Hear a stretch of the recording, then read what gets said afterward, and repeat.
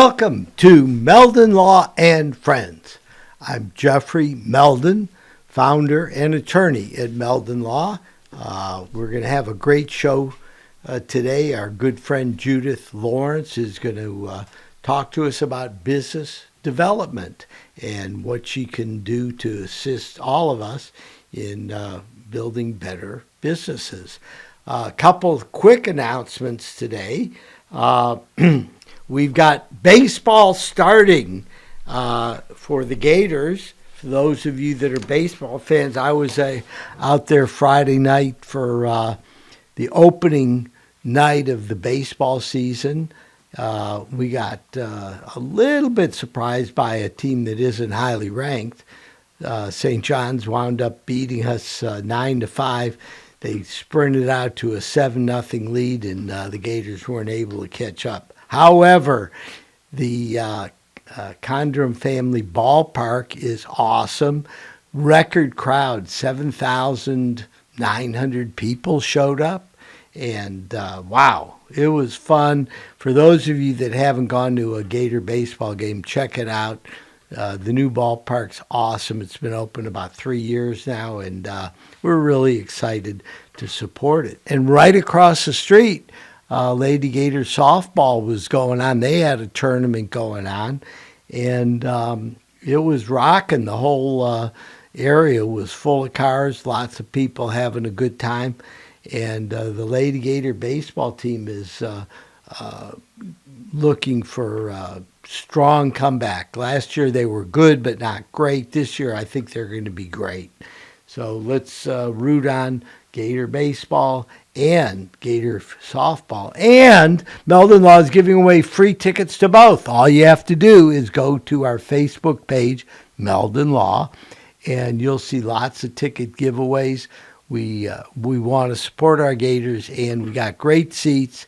As part of our deal is the only official injury law firm partner of the Florida Gators.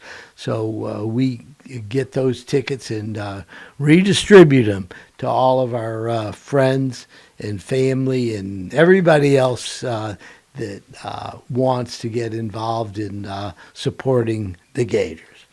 A couple other things going on. Let's see. Rum Spring Boogie 2024, April 7th, out in Fort White, Florida. For those of you that live in the area, you know where Rum Springs is. They're going to have a awesome party there, and the folks that are involved in sponsoring it are good friends of ours, so we want to give them a shout out. So just remember, it's not until April 7th, which is a little bit a ways away. It happens to be my daughter, my granddaughter, Naomi's birthday is April 7th, so it'll be easy to remember that one. Couple other things going on this week at Heartwood Soundstage. There's a big festival Friday, Saturday, and Sunday with lots of great entertainment. Check it out. Heartwood Sound Studio, Gainesville, Florida, and you're going to really enjoy it. If you haven't been out there yet, check it out. I promise you, you're going to have a great time. And they have terrific restaurants right there on site, and they do a great job of bringing home some good food. So Heartwood Sound Studio starts Friday night, all day Saturday and Sunday. So you can see the acts if you just go online and put in Heartwood Soundstage.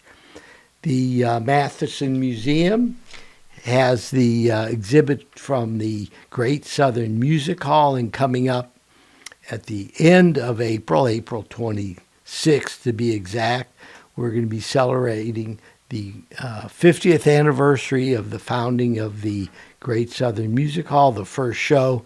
Back then, the first show was Earl Scruggs Review with Earl Scruggs, who is a famous country picker, and his family, and he did a great job. Yours truly was one of the founders of the Great Southern Music Hall.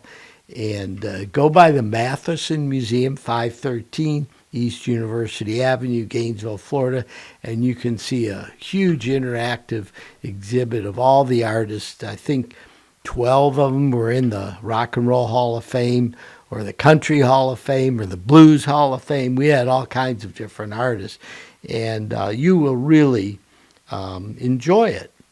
Meldon Law is now in Gainesville, Ocala. We're in, Fort Lauderdale. We're in Lake City, and we're looking to expand even more.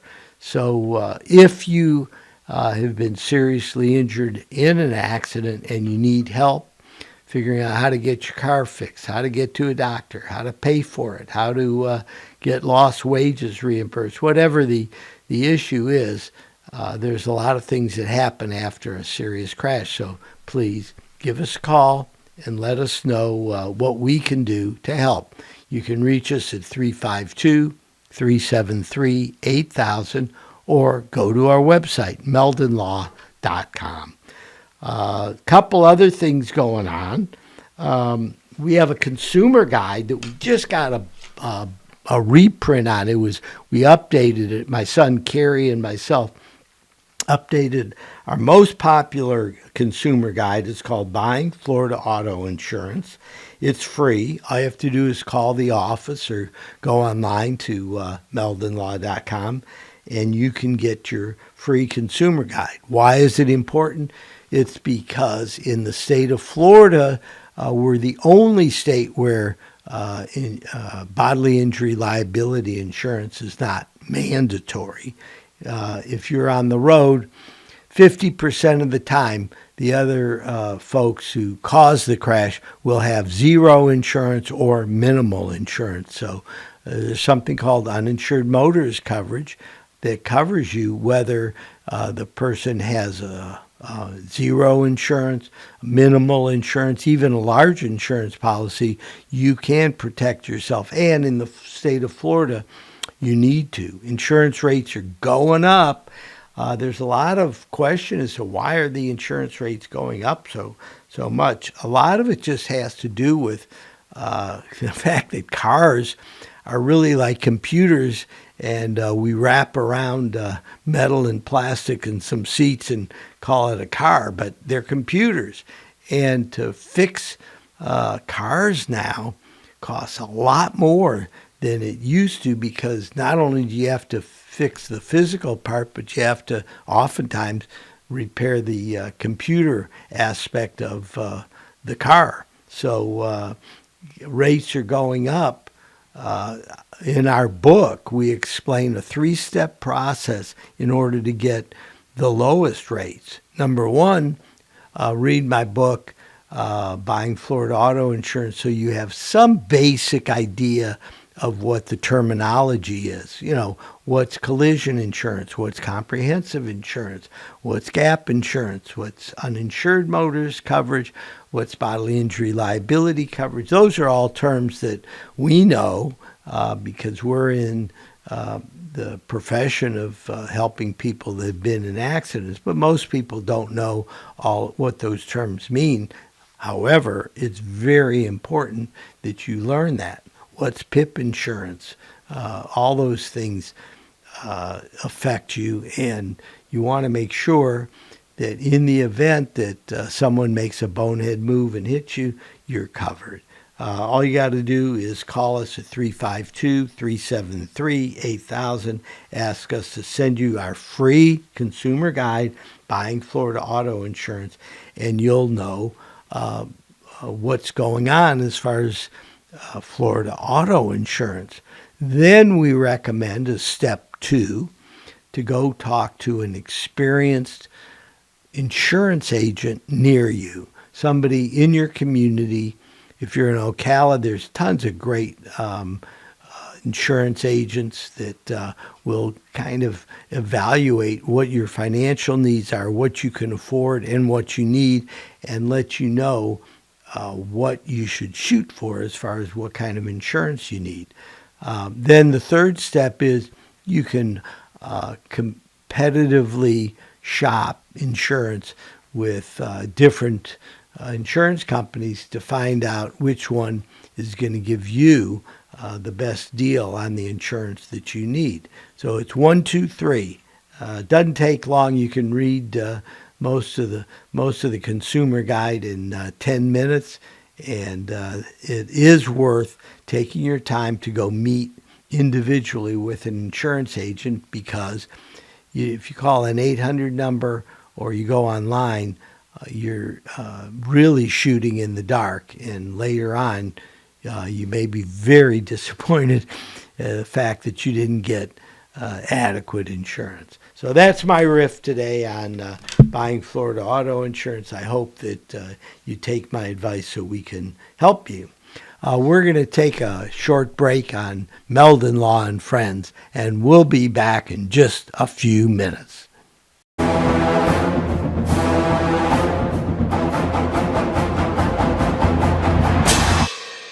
Jeffrey, what are you doing? Well, I'm joining the band, of course. Since Meldon Law is the official law firm partner of the Florida Gators, I want to help.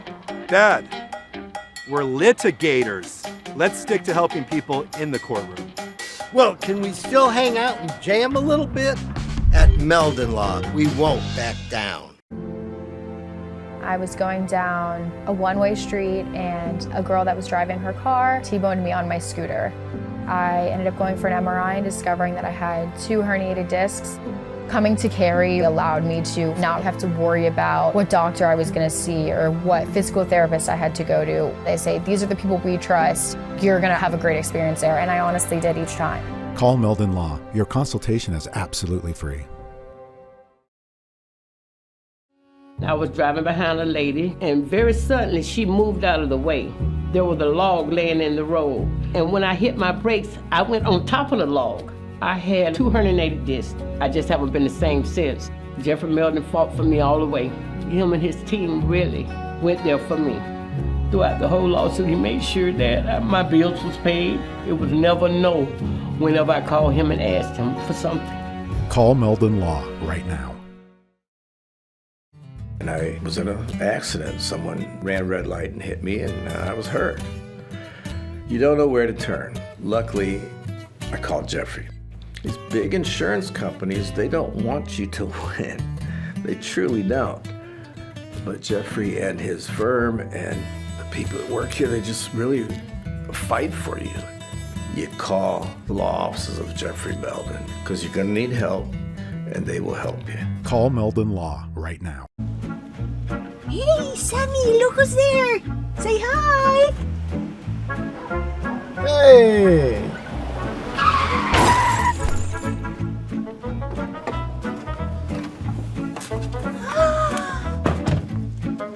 You again.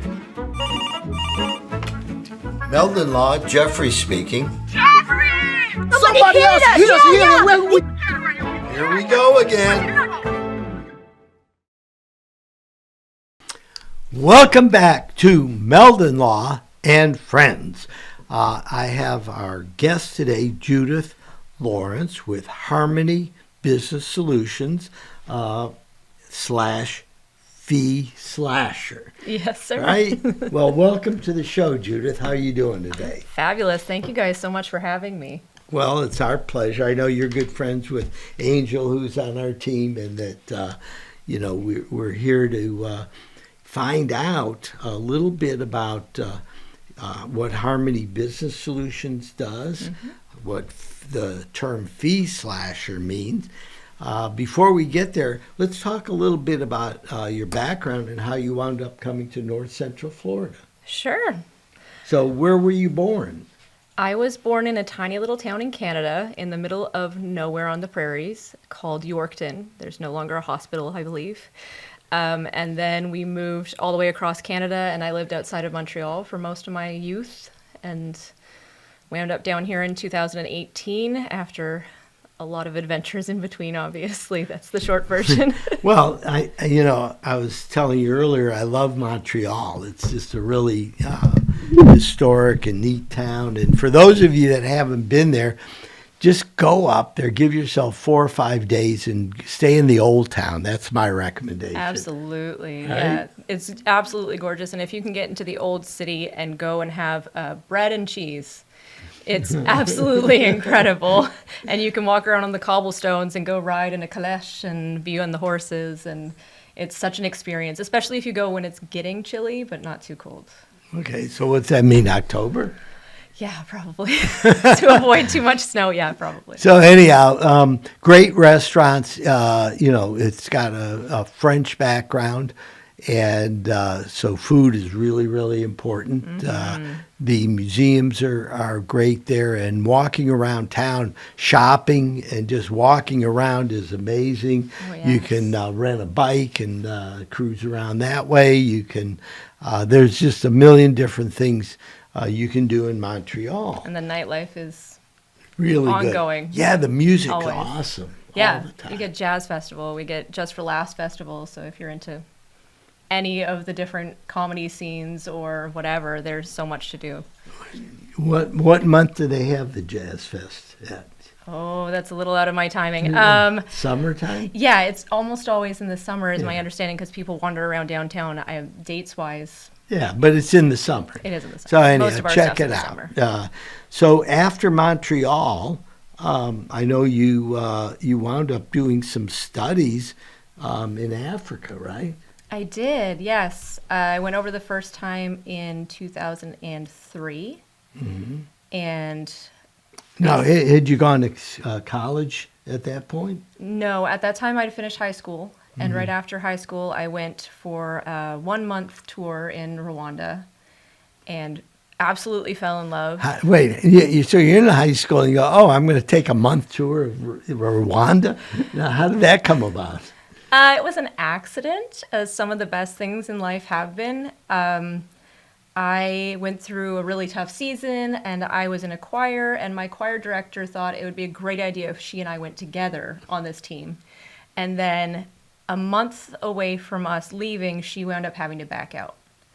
So I was traveling abroad for my first time with a team 17, of 18 years old. somewhere around there with 20 strangers and going to a country where we were the first group that had teenagers on it since the genocide in the nation. And it was absolutely transformational, completely changed my life. So let's talk about that. How did going to literally a foreign country expand your knowledge? At the time, the way the nation was there were people with all the physical wounds on them of everything that had happened. There were still the machete marks. There were still the eyes of people who'd lost hope.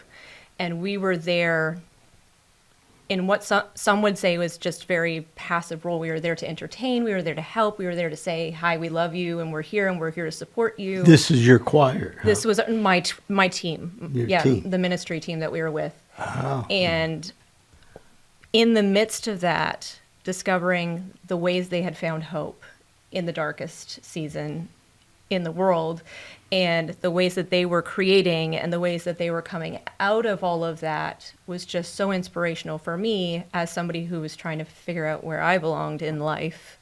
And them telling me how impactful what we were doing was gave me this perspective on how impactful one person truly can be and how big a difference one person really can be in the world just by showing up. So that changed a lot about how I felt, because as a teenage female, we get very insecure. Well, it was kind of an adventure, right? It was such an adventure. It was such an adventure, and huge change in culture and the music and the way people engage socially was just, it completely transformed my perspective when I came home. Seeing how much we had and how much we took for granted and how often I withheld from telling people how much I adored them and how amazing they were. And so that changed a lot about how I engaged with people. So how long were you over there for, Judith? The first time was only a month, but as soon as I got back, I started planning the next trip. So I was back over there after my first degree. And I think I've been 6 times now. Oh, Yeah. okay. My longest time was 5.5 months. Oh, so this has been something you've really been passionate about over the years. Yes, yes. I have a gentleman I work with over there who we affectionately call each other, he's my brother. We look nothing alike. But we have worked together for almost 21 years. So at this point, he's family. So when you go over there now, or your last trip, what are some of the things that you do day to day?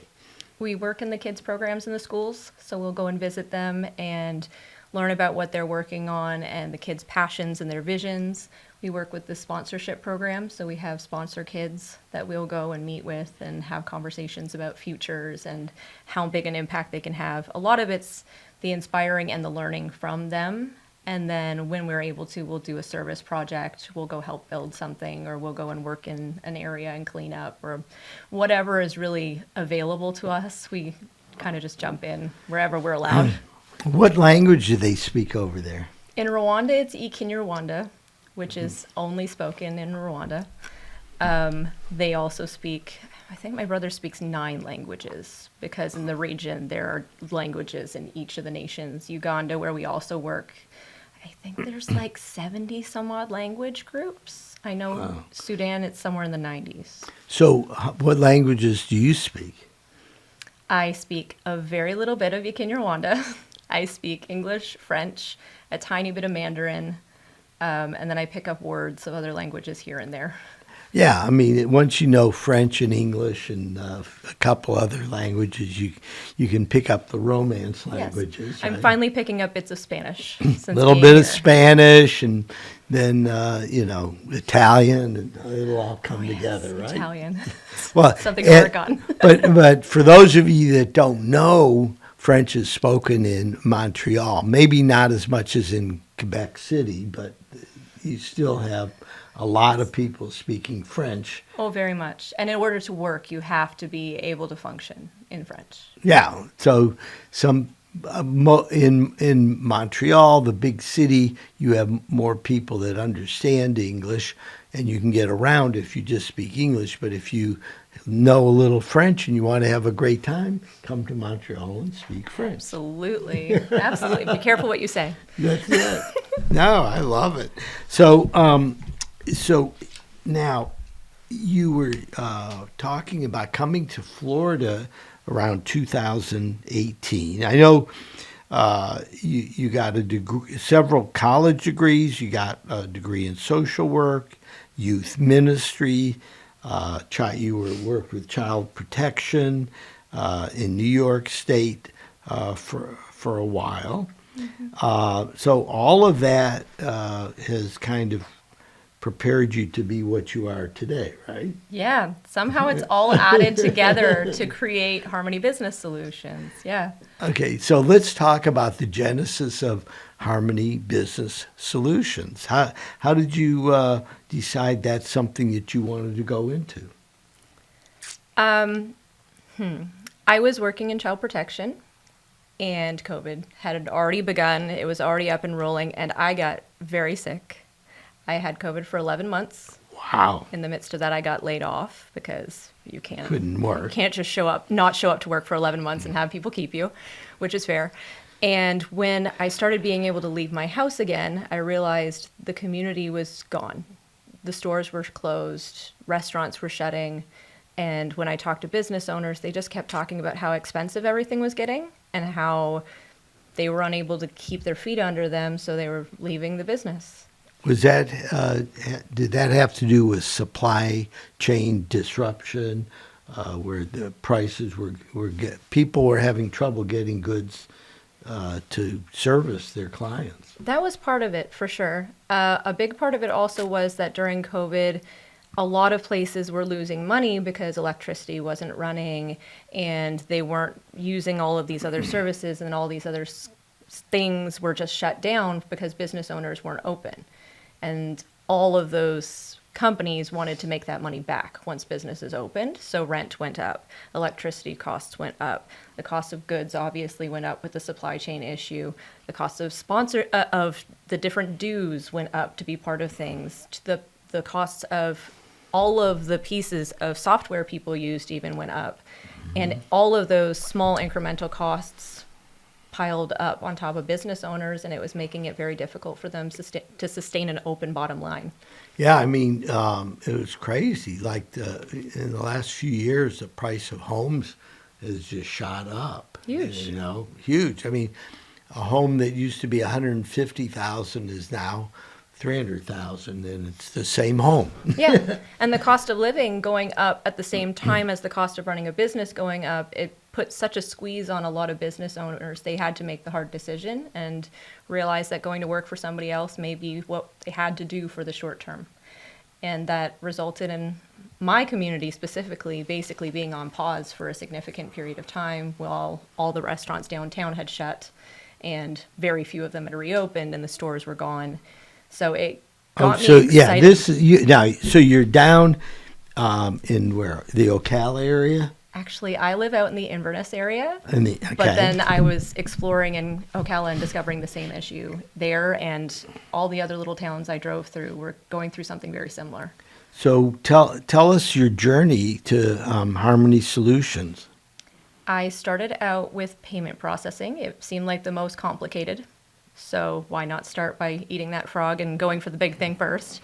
And learned a lot about the industry, realized how big an impact it could make on a business owner to have a good processor versus a bad processor, and realized it was just the tip of the iceberg as far as what was holding business owners back. So I did a ton of research. I connected with an amazing mentor I work with in North Carolina, and we attached ourselves to a whole bunch of different solutions that allow us to come into businesses and organizations and look at all of their costs. And we can renegotiate a lot of their overheads. We can attach them direct to manufacturer for a lot of their supply chain stuff to cut out the middlemen. We're able to bring in a ton of resources for them financially, including loans, etc. And we're able to do the payment processing in a way that will keep them out of trouble with Visa. So being able to do a whole bunch of those things in the same place allows me to take over the stuff that stresses business owners out, that pile of bills that's on the side of your desk, and we are able to monitor them. We're able to get them in where they belong and keep them there without the business owner having to call them every 2 months being like, seriously, you just raised it again? And that keeps the squeeze off the business owner, which gives them a bit of breathing room. So our motto is greater peace and greater profits. I like it. So let's talk about, you say keep them squared away with Visa. So, we all go in the store, you give them a credit card, they process it. And my thought is, they process it, they pay a 2 or 3% commission, and the Visa company just sends you some kind of a credit or check or however they do it, right? Something along those lines. Well, why don't we go into that? We got a few minutes. I want to hear what goes on as a merchant. So processing goes through a really complex system in a very short period of time. When you run a card, you get approval from like 4 different financial places within seconds. It has to go to your bank to confirm there's money. It has to go to the merchant to approve that there is money there. It has to go to Visa and or MasterCard and or whatever to confirm that there actually has access to this card. And that all happens in a matter of seconds. So when I take my card and I put it either in the machine or on the machine, within 2 or 3 or 4 or 5 seconds, all this is going on. Yes, exactly. Right. And so that puts the money on hold. It doesn't actually give the merchant the money until they do something called a batch, which is usually at the end of the day, all of the things then get sent out to every person's financial organization, and the organization then says, okay, yes, the money is there, and they release that money. But in the meantime, it has to go through all these different approval processes. So that winds up costing business owners a great deal of money, and if they're set up improperly, it can open them up for an audit with Visa for basically putting their clients at risk if it's done improperly. And what's an example of something that would be improper? So the big move with COVID was towards the gas station model, where you see this is the cash price, this is the credit card price, which is available to everybody to do as a business owner. However, a lot of them are doing it improperly. So they will say, yeah, we're just going to charge you a 4% fee. You can't do that. You have to show both prices, and you have to say, this is our cost. We're including the cost of credit card processing in our cost, and we're going to give you a discount if you choose to do it in cash. Saying that you're adding on a fee can be done, but it's a very specific way that it gets done. So I have contracts, Judith, where it says, it's so much per month. Mm-hmm. And if you want to use a credit card, it's 3% additional. Mm-hmm. I see that very frequently in our contracts. As long as it says 3% or lower, and as long as it shows up on the receipt in a very specific location, and as long as there is sufficient signage, that's okay. The second it steps out of that very fine line, it is out of compliance with Visa. So Visa is looking for consumer protection in doing that? Yes. And they don't want people being upcharged for things that they shouldn't be.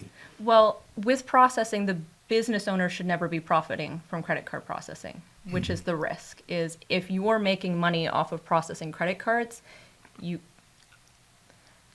could be considered laundering money, because you are profiting from processing a card, which is not your system. So any money that's actually the cost of processing should be going to the credit card processor. So doing it yourself, you're putting yourself in a dicey situation. So those merchants that I deal with that charge 3% and disclose it properly, they should actually be paying 3%, not 2%. It should be going either directly to the credit card processing company, the 3%, or they should be charging based on the sliding scale, depending on how they take a card. The amount of the charge? Yeah. Okay. Basically, yeah. Yeah.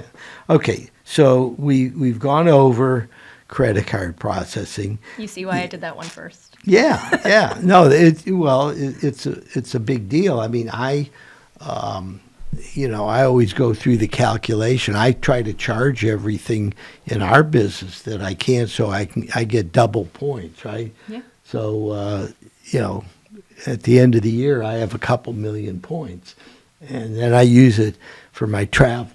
Yes. And that's which is what most people do, and those cards are often the most expensive to run. For the merchant? Yes. Oh, okay. Yes. So Capital One that does, double points would be more expensive for the merchant. Yes. Than a card that just it pays, 1 point for every dollar or whatever. Yes. So there's a very large sliding scale between a card that has 0 points, 0 cash back, or whatever. It's just a straight credit card, all the way up to the business Amex card that gives you double rewards points.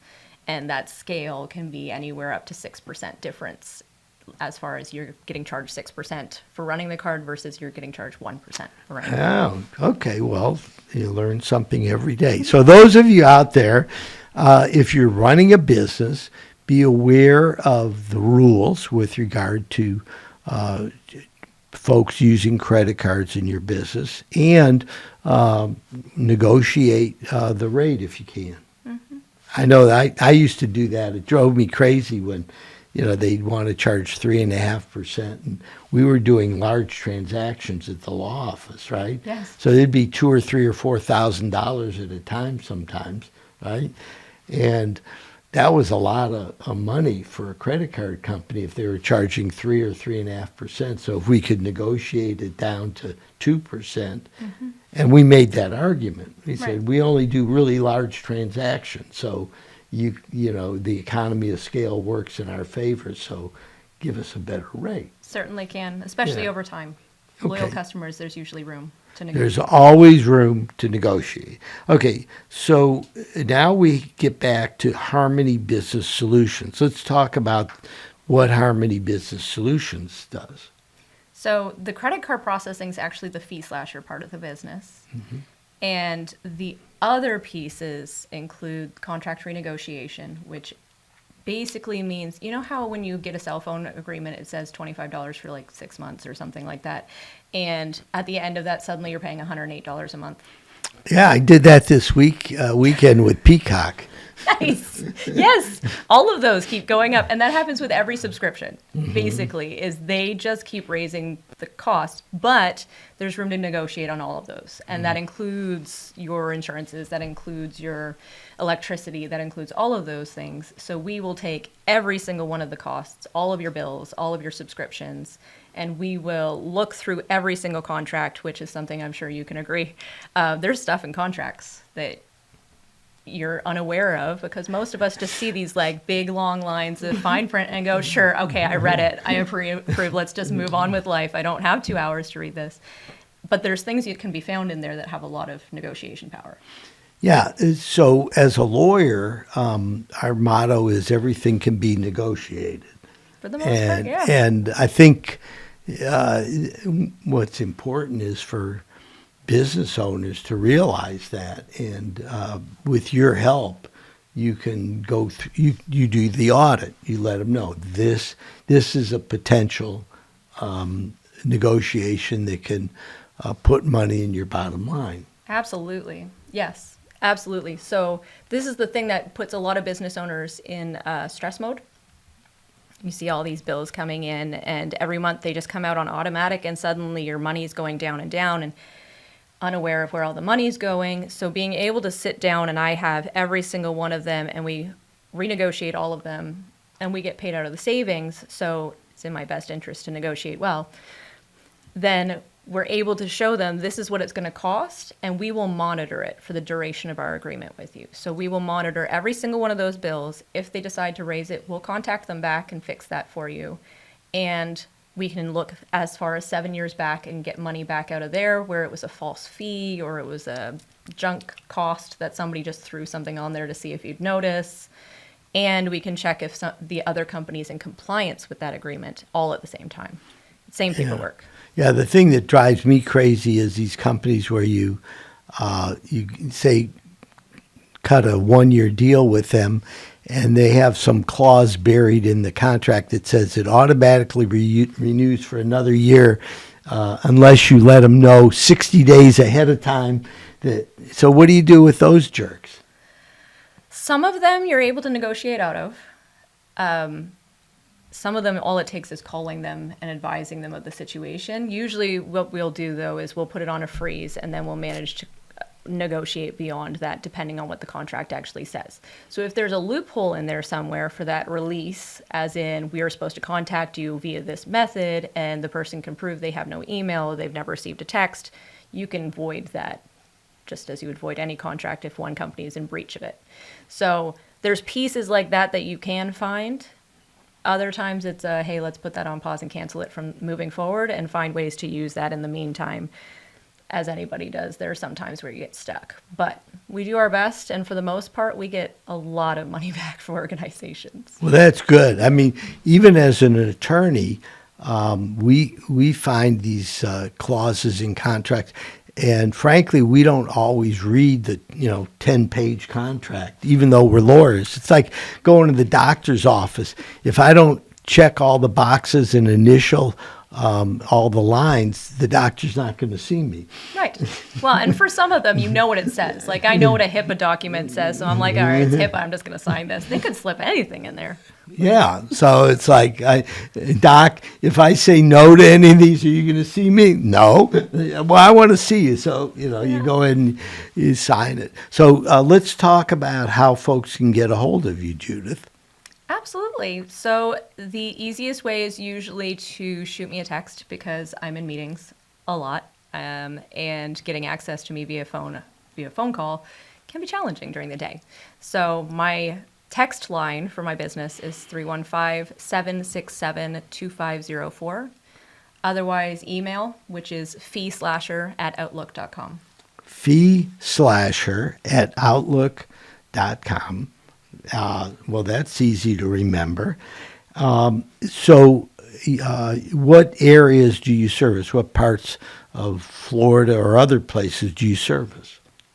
Almost every one of my tools I serve nationally, and a lot of them I can serve in Canada as well. Right. A lot of this stuff you can do online. Your clients can send you stuff online. And well, how do you charge? How do you do? What are your fees? Almost every single service is out of the savings I get for the company. So with contract renegotiation, we get a percentage of the savings we show them. So the more savings we get you, the better I get paid, and the better my team gets paid. Payment processing is a small percentage, and it's kind of a finder's fee, where I find the right clients for the right fit. Because I broker, I don't work for any payment processor, so I get paid that way. And then all the other pieces are very similar. So there is, I think, maybe one where there's an upfront fee, and that's an in-depth analysis. Okay.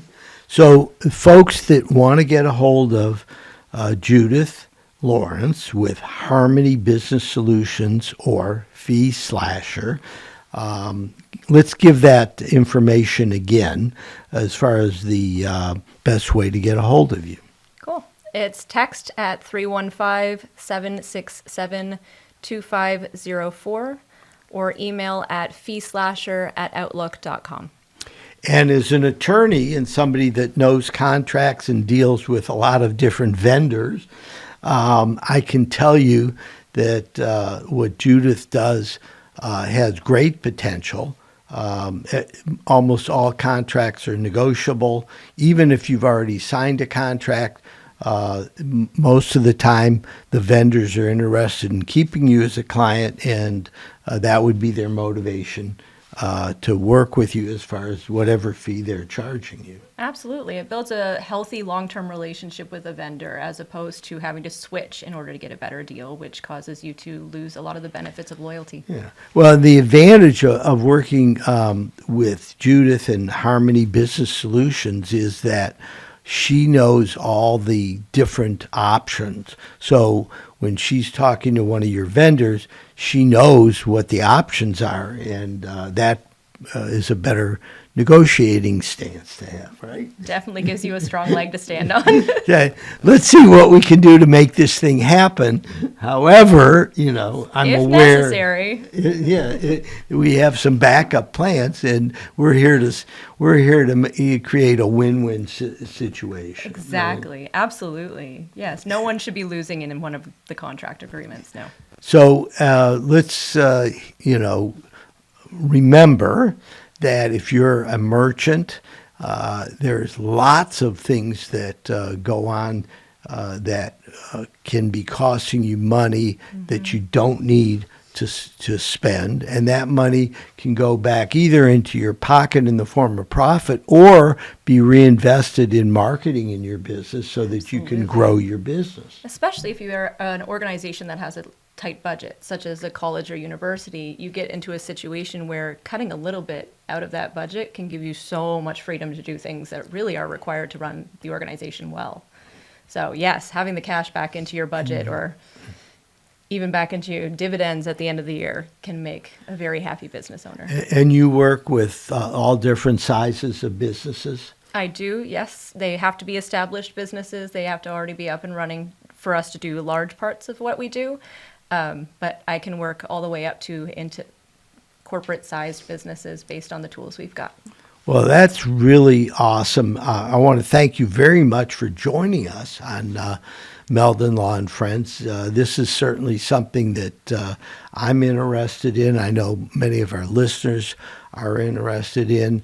It's a win-win, really, because the way Judith has structured her business, she gets a percentage of what she saves. So that makes a lot of sense because it's not writing another check and hoping that someone does a great job for you. It's Judith gets paid when she does a great job for you. Absolutely. Is that a fair way to state it? Absolutely. I like to be on the team of my clients always. Yes. So, yes, Judith is part of your team. Anyhow, thank you very much, Judith Lawrence with Harmony Business Solutions and Fee Slasher. And we look forward to staying in touch with you. And thank you very much for joining us on Meldon Law and Friends. Thank you.